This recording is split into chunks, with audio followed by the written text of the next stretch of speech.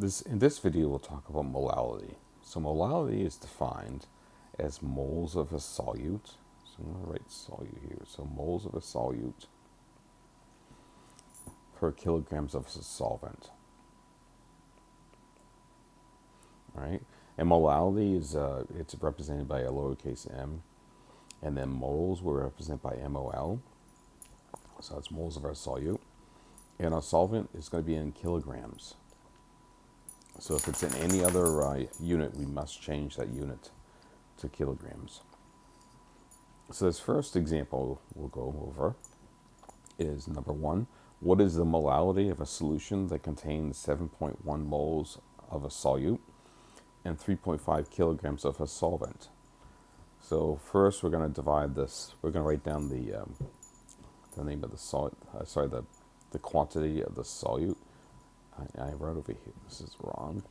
So it's 7.1 moles of a solute and 3.5 kilograms of solvent.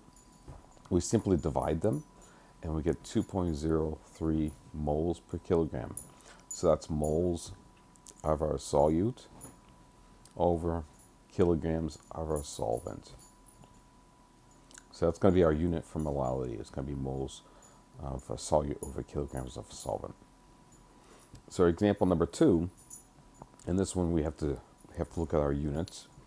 So what is the molality of a solution that contains 85 grams of sodium chloride and 1750 grams of water?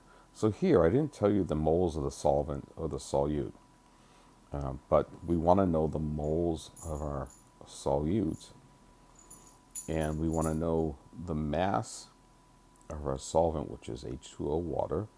We have it in grams, we want it in kilograms. We have our solute in grams, but we want moles.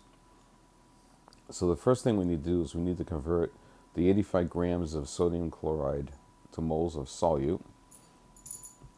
So to determine that, we figure out the formal mass of sodium chloride. So if you look at the periodic table, the atomic mass of sodium is 22.9897693. And then the mass, and we only have one sodium. So the total mass in the formula is 22.9897693. It'd be atomic mass units, but we're going to, because it's molar mass, we're going to use the units of grams. Chlorine, there's only one chlorine, and the atomic mass of chlorine is 35.45. We add those together. So our total mass for the formula, our molar mass, is 58.4397693 grams. So it's going to be grams per mole. Now we said we have 85 grams of our solute, which is the salt. And we know that 1 mole, or grams per mole, is 58.4397693 grams per mole of sodium chloride. So we're going to divide the mass that we have, the mass we want to know how many moles we have of solute, by the molar mass, so grams per mole. And when we do that, we get 1.45. So it is, I just reported to the 100th place. Next thing we need to do is we need to convert the grams of our solute to kilograms of water. I said solvent. We need to convert the grams of the solvent, which is the water, to grams of water. We have, I said it again, we want to convert it to kilograms. So we have 1,750 grams of water, and there is 1,000 grams in a kilogram.